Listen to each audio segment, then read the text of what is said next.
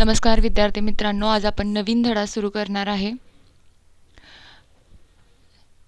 बघा, ज्याचं नाव आहे पर्यावरणीय व्यवस्थापन. आता पर्यावरणीय बघा, काही भाग काढून टाकलेला आहे असं आपण तुम्हाला सांगितलेलं आहे. त्याच्यामध्ये थोडे आठवा, विचार करा, सांगा. आता परिसंस्था, भक्षकांचे प्रकार, झाडावरील पक्षी व तलाव, अन्नसाखळी, अन्नजाळी. आपण 9वी मध्ये असताना भाग 2 मध्ये हा भाग पाहिलेला होता. तेच तुम्हाला सांगितलेले आहे. विचार करायला ही आकृती अन्नसाखळीची आहे. बघा, 9वी मध्ये असताना आपल्याला झालेली होती. आता जो भाग काढून टाकलेला आहे, स्किप केलेला आहे, तो आपण सोडून देऊन पुढचा बघणार आहे. त्यामधला पहिला जो आहे तो परिसंस्था आहे.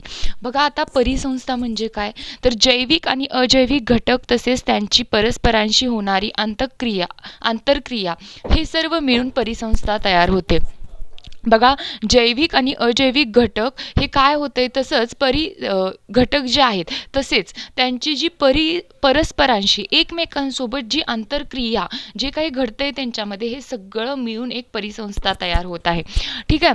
बघा, मग अन्न निर्मिती करणाऱ्या वनस्पती उपयुक्त असतात. आता ज्या अन्न निर्मिती करत आहेत वनस्पती त्या उपयुक्त आहेत.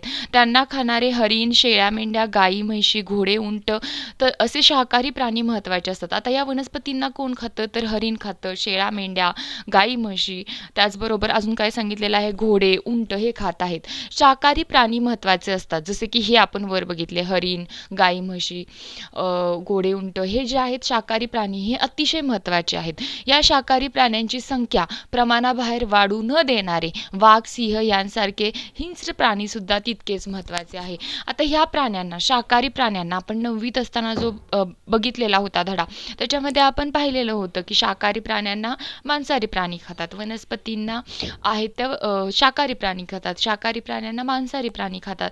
तेच आपल्याला इथे दिलेलं आहे की शाकाहारी प्राण्यांची संख्या प्रमाणाबाहेर वाढू नये म्हणून त्यांना वाघ, सिंह यासारखे हिंस्र प्राणीसुद्धा म्हणजे मांसाहारी प्राणीसुद्धा खातात आणि ते तितकेच महत्त्वाचे आहेत. निसर्गात आढळणाऱ्या अळ्या, अस्वच्छ ठिकाणी आढळणारे जीवजंतू, वाळवी, शेणीतील किडे यांचा ते सुद्धा खरंच उपयोग असतो का? बघा, प्रश्न केलेला आहे.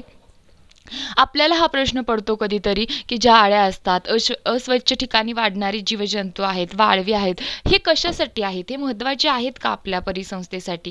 पण हे जीव घाणेरडे वाटले तरीही तितकेच महत्त्वाचे आहेत.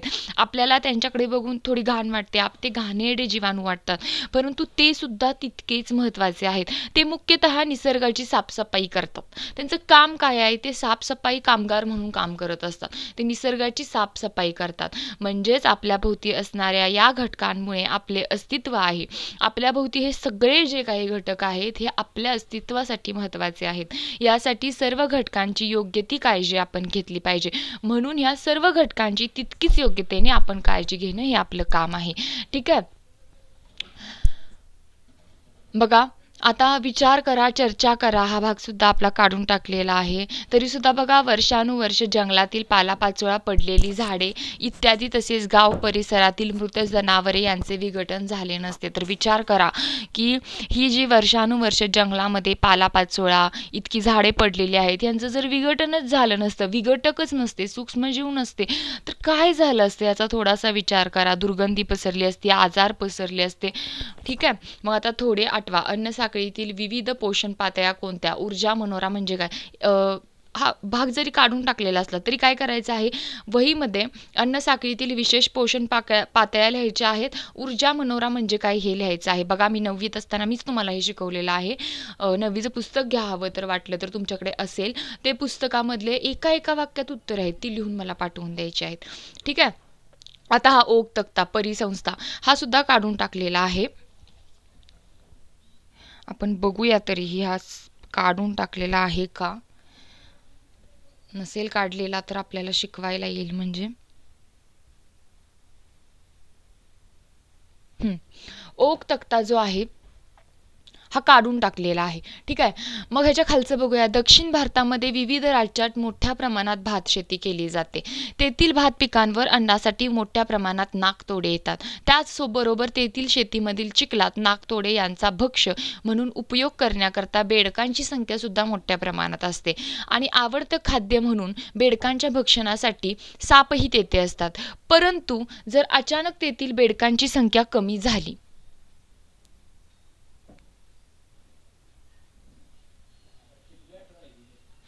कमी झाली तर काय होईल? बघा, आता आपण सगळी जी आहे शेतकऱ्यांची मुलं आहेत, सगळ्यांना माहीत आहे या प्रश्नांची उत्तर तुम्हाला द्यायला येणार आहे. 2-3च प्रश्न आहेत. बघा, दक्षिण भारतामध्ये विविध राज्यात ही भात शेती केली जाते. तेथील भात पिकांवर अन्नासाठी मोठ्या प्रमाणात नाकतोडे येतात आणि ह्या नाकतोड्यांचं भक्षक म्हणून उपयोग करण्याकरता तिथे बेडकांची संख्या सुद्धा जास्त वाढत असते. मग आवडते खाद्य म्हणून बेडकांच्या भक्षणासाठी तिथे सापही येत असतात. परंतु जर अचानक तेथील बेडकांची संख्या कमी झाली तर भाताच्या पिकावर काय परिणाम होईल का? कुठल्या भक्षकांची संख्या वाढेल आणि कुठल्या भक्षकांची संख्या कमी होईल? एकंदरीत तिथल्या परिसंस्थेवर काय परिणाम होईल?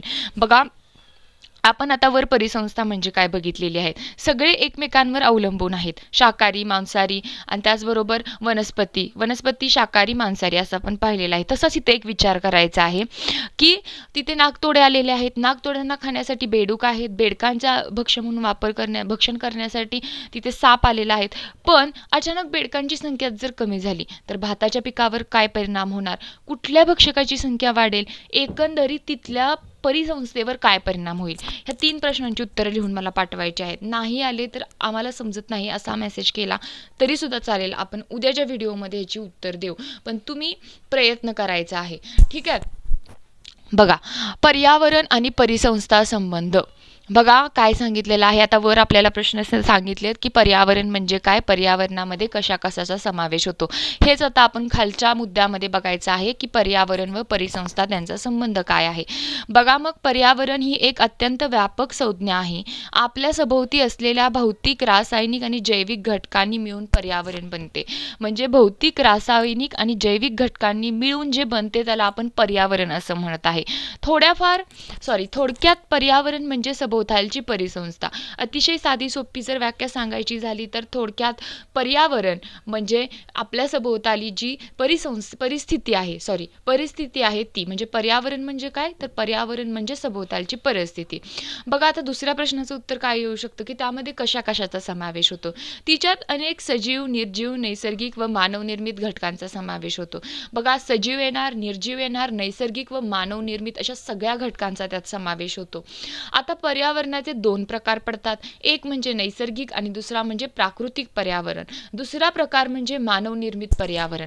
बघा, पहिला प्रकार जो आहे तो नैसर्गिक किंवा नैसर्गिक पर्यावरण असणार ते. दुसरा जो असणार आहे मानवनिर्मित म्हणजे मानवाने तयार केलेले.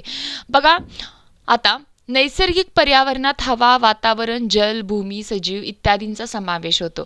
नैसर्गिक पर्यावरण असणार आहे त्याच्यामध्ये हवा, वातावरण, जल, भूमी, सजीव, कारण ही मानव तयार करू शकत नाही. ही निसर्गामध्ये आढळणाऱ्या गोष्टी आहेत. यातील जैविक आणि अजैविक घटकांमध्ये सतत आंतरक्रिया घडत असते. आता हे जे नैसर्गिक घटक आहे याच्यामध्ये जे जैविक असतील आणि अजैविक असतील यांच्यामध्ये सतत काय होत असतं? आंतरक्रिया घडत असते. त्यांचे परस्पर संबंध फार महत्त्वपूर्ण असतात आणि त्यांच्यामध्ये संबंध येत असतो जैविक आणि अजैविक घटकांमध्ये, तो अतिशय महत्त्वाचा असतो. बघा, मानवनिर्मित पर्यावरणाचा देखील नैसर्गिक पर्यावरणावर प्रत्यक्ष किंवा अप्रत्यक्ष प्रभाव पडत असतो.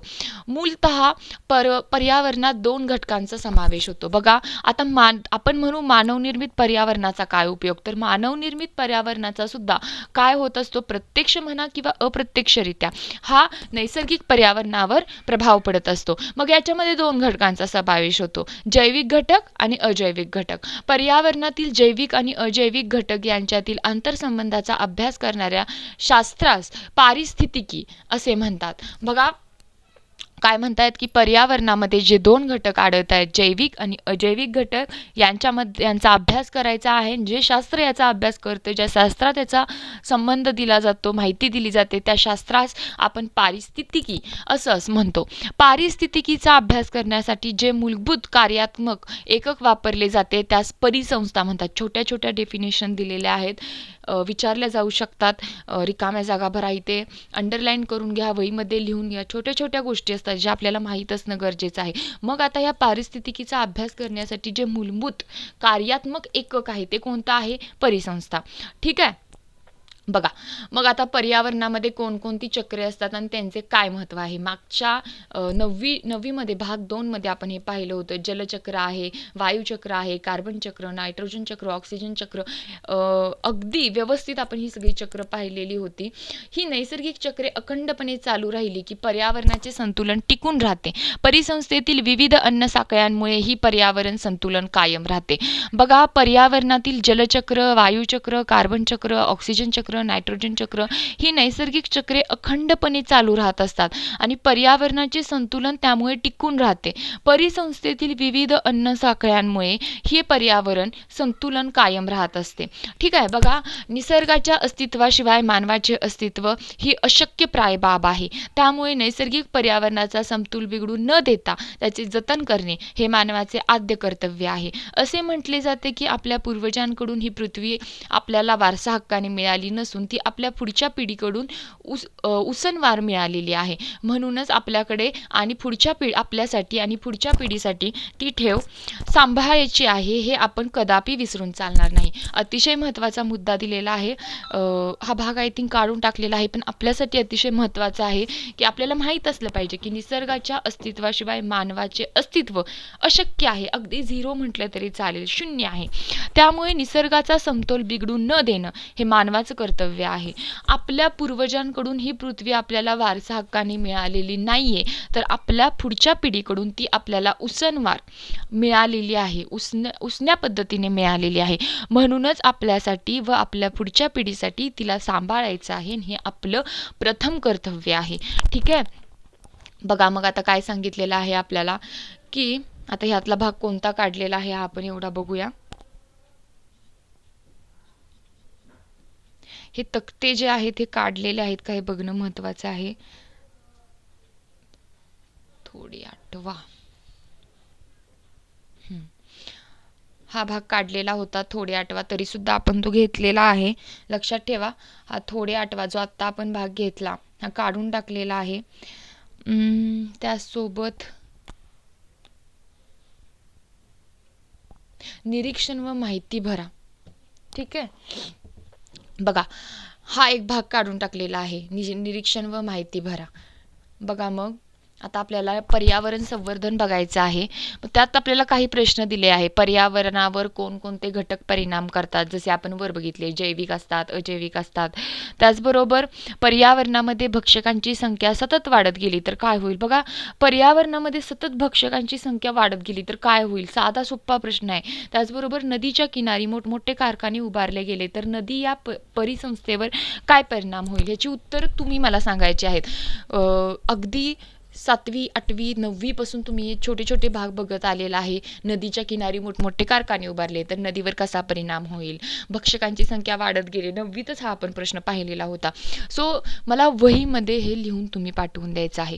आणि निरीक्षण करा, हा भाग काढलेला आहे. बघा, आता हा जो भाग आहे छोटासा, पर्यावरणामध्ये असणारे काही नैसर्गिक घटक आणि मानवनिर्मित दूषित घटक जेव्हा पर्यावरणास हानी पोहोचवतात तेव्हा पर्यावरणामध्ये समाविष्ट अनेक घटकांमध्ये असमतोल निर्माण होतो आणि त्याचा परिणाम हा घटकांच्याच मुख्यत्वे जैविक घटकांच्या अस्तित्वावर होतो.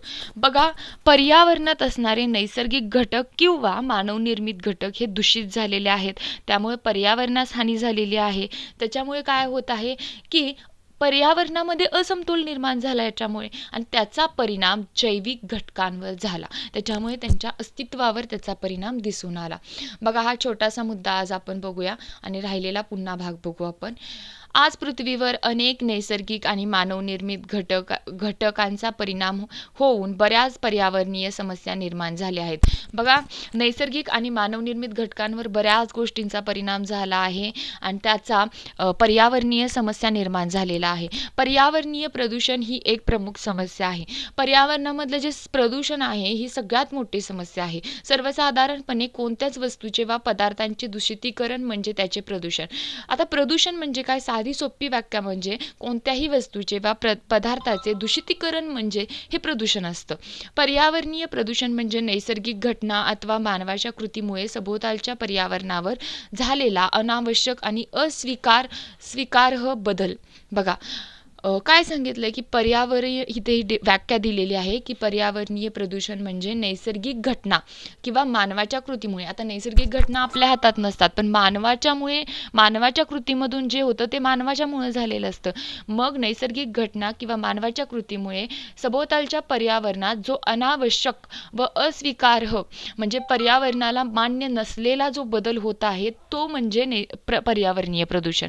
म्हणजेच हवा, पाणी, जमीन इत्यादी भौतिक व रासायनिक आणि जैविक गुणधर्मांच्या तसेच मानवी आणि इतर सजीव यांना घातक ठरतील असे प्रत्यक्ष व अप्रत्यक्ष बदल घडून येणे.